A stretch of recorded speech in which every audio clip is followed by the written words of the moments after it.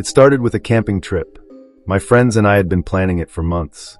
A weekend getaway deep in the national forest, far from the noise of the city. There were 5 of us, me, Chris, Amber, Taylor, and Marcus. None of us were survival experts, but we had the basics covered: tents, food, flashlights, and a well-marked trail map.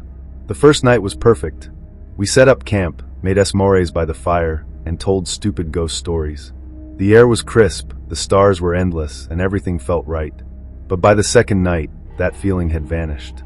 That was when we heard the voice. We were sitting around the fire again, joking and laughing, when Chris suddenly froze, his face going pale. "Did you hear that?"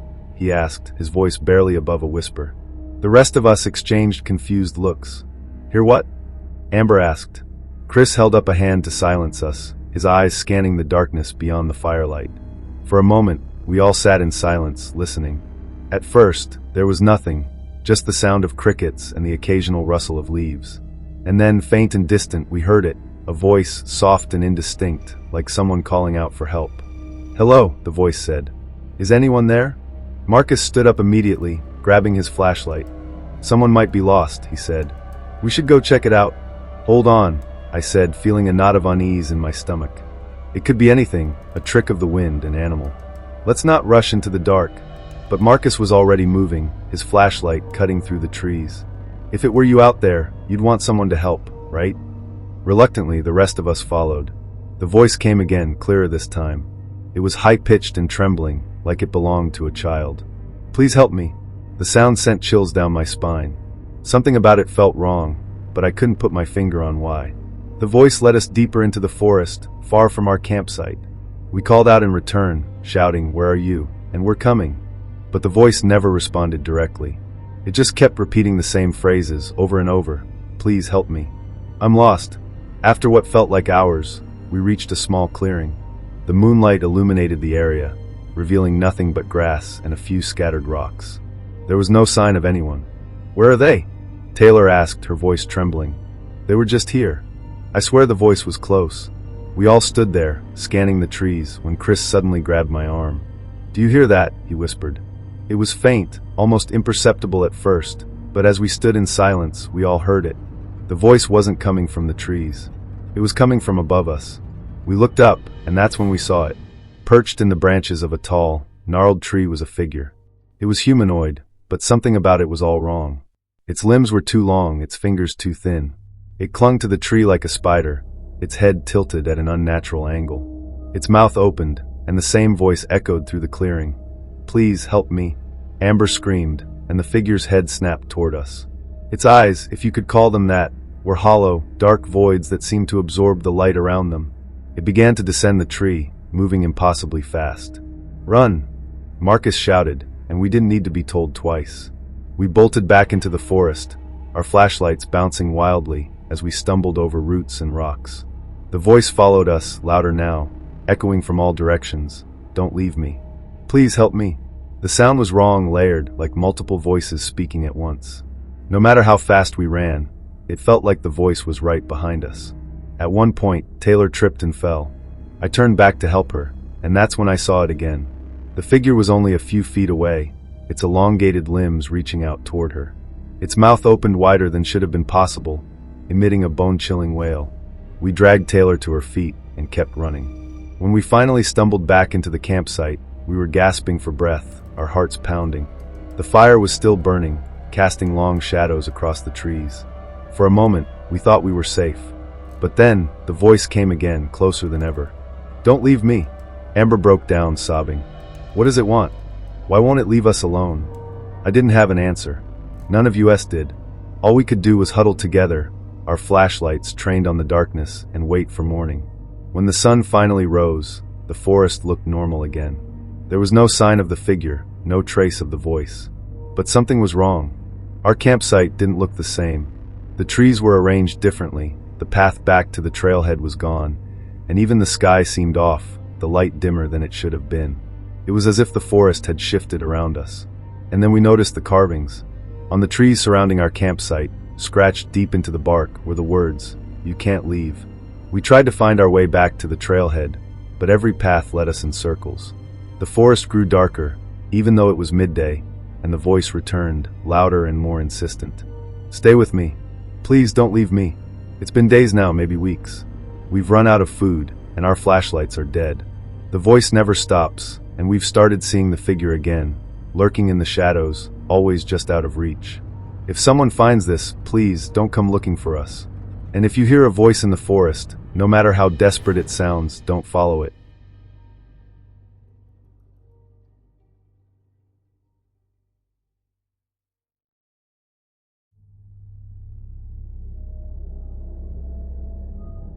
When I was 23, I took a job as a night security guard at an old, abandoned hotel on the outskirts of town. The place had been a hot spot back in the 1920s, but decades of neglect had left it a shadow of its former self. The owners were planning to renovate it into luxury apartments, but for now, it was just a crumbling building filled with dust and silence. My job was simple: patrol the halls, check the locks, and make sure no squatters or vandals got in. It sounded easy enough, and for the first week it was. But then I found the room at the end of the hall. The hotel had 6 floors, and most of the rooms were identical, small, dusty, and stripped of any furniture. But on the 5th floor, at the very end of the hall, there was one door that didn't match the others. It was heavier, made of dark wood with ornate carvings along the frame. Unlike the other rooms, this one was locked. I asked my supervisor about it, but he just shrugged. "That door's been locked for as long as I've worked here," he said. "Probably just a storage closet."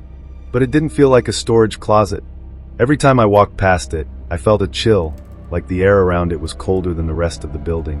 And sometimes late at night, I swore I could hear faint noises coming from the other side, whispers, or maybe the sound of something scraping against the floor. One night, while patrolling the 5th floor, I found something strange. There, on the ground in front of the locked door, was an old brass key. It looked ancient, with intricate engravings along the shaft. I had never seen it before, and I couldn't figure out how it had gotten there. Curiosity got the better of me. I picked up the key and slid it into the lock. It fit perfectly. The rational part of me knew I should leave it alone, but something about that door was calling to me. Taking a deep breath, I turned the key and pushed the door open. The room beyond the door was unlike anything I had ever seen. It was large, much larger than it should have been, with walls covered in dark, peeling wallpaper. A single chandelier hung from the ceiling, its bulbs flickering weakly. In the center of the room was an old wooden chair, and next to it, a full-length mirror. But the strangest part was the smell. It was faint but unmistakable, a mix of mildew and something metallic like blood. I stepped inside, my flashlight beam sweeping over the empty walls. The room felt wrong, like it didn't belong in the hotel, or in this world. The air was thick, heavy, and it was hard to breathe. That's when I noticed the writing on the mirror. At first, I thought the glass was smudged, but as I moved closer, I saw words scrawled across the surface in what looked like dried blood. "Do not turn around." My stomach dropped, and a wave of cold terror washed over me. I stood frozen, staring at the message, my mind racing. If I wasn't supposed to turn around, then that meant something was behind me. The room was silent, but I could feel it, an oppressive presence, like I was being watched. Slowly, my eyes darted to the reflection in the mirror. At first, I didn't see anything unusual. Just me, standing in the middle of the room, holding my flashlight. And then I saw it. In the corner of the mirror, just over my shoulder, was a figure. It was tall, impossibly thin, with long, spindly arms that seemed to stretch toward the floor. Its head was tilted to one side, and its face was obscured by a mess of black, stringy hair. I couldn't move. I couldn't breathe. The figure didn't move either. It just stood there, looming behind me. I wanted to run, but my legs wouldn't cooperate. All I could do was stare at the mirror, my flashlight trembling in my hand. The figure began to shift, its head tilting farther to the side, and I heard a low, guttural sound, a growl, or maybe a laugh. Finally, my body obeyed. I bolted for the door, not daring to look behind me. As I ran, I heard the chair scrape against the floor, followed by the sound of heavy footsteps. Whatever was in that room, it was coming after me. I slammed the door shut and jammed the key into the lock, twisting it with all my strength. The footsteps stopped, and for a moment, everything was silent. But then the door shook violently, as if something was trying to break it down. I didn't wait to see if it would succeed. I sprinted down the hall, down the stairs, and out of the building. I didn't stop running until I reached my car. I quit the job the next day. I didn't tell my supervisor what happened. I just said I couldn't do it anymore. Part of me wanted to report the room, but I knew no one would believe me. And even if they did, I didn't want to be the one responsible for opening that door again. A few weeks later, I heard that the renovations on the hotel had been delayed. The workers refused to go near the 5th floor, claiming they heard voices and saw shadows moving in the hallways. Eventually, the project was abandoned altogether, and the hotel was left to rot. I still think about that night, about the figure in the mirror and the message it left me. Sometimes, I wonder what would have happened if I had turned around. But most of the time, I'm just grateful I didn't. If you ever find yourself in an old building with a locked door, leave it alone. Whatever's behind it was locked away for a reason. And if you ever see a message telling you not to turn around, listen to it.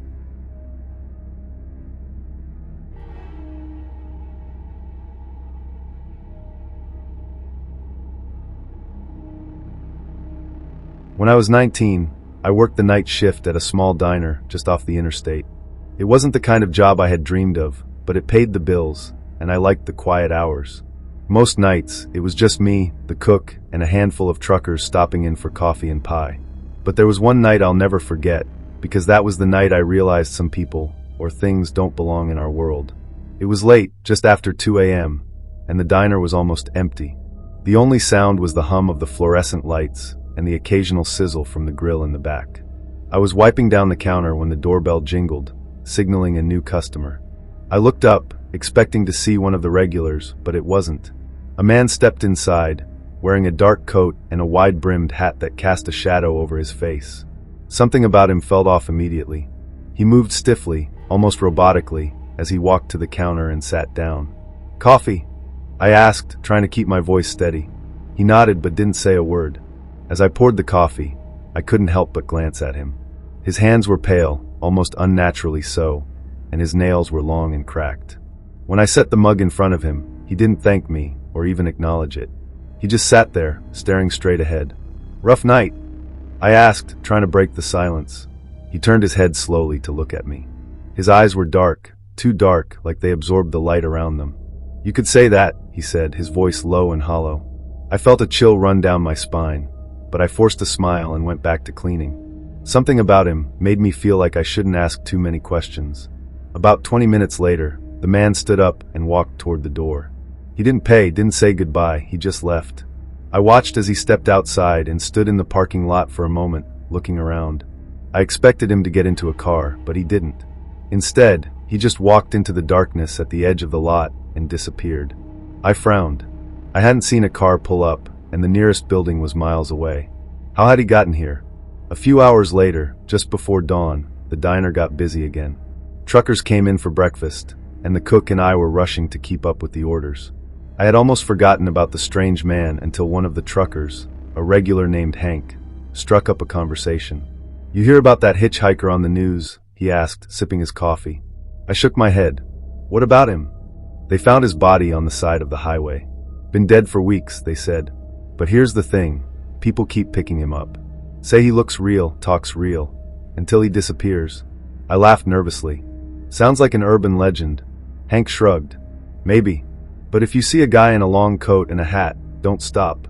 The rest of my shift passed uneventfully, but Hank's story stuck with me. By the time I clocked out, the sun was just beginning to rise, casting a dull orange glow over the empty highway. I got into my car, turned on the radio, and started the long drive home. I was about halfway there, cruising down a stretch of road with nothing but fields on either side, when I saw him. The man from the diner. He was standing on the side of the road, his coat billowing slightly in the morning breeze. He didn't move as I approached, didn't try to flag me down. He just stood there, staring at me as I passed. My heart was racing as I sped up, putting as much distance as I could between me and the man. But when I glanced in the rearview mirror, he wasn't there.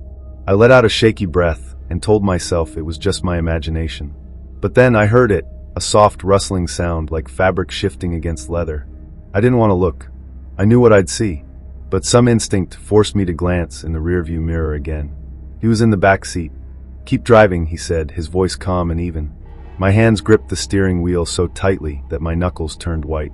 What do you want?" I stammered. He didn't answer. Instead, he leaned forward, and I could feel the coldness of his presence, like the air itself had frozen. "You shouldn't have stopped," he said finally. "I didn't stop." I shouted, my voice trembling. "I didn't pick you up." He chuckled, a low, hollow sound that sent chills down my spine. "You didn't have to."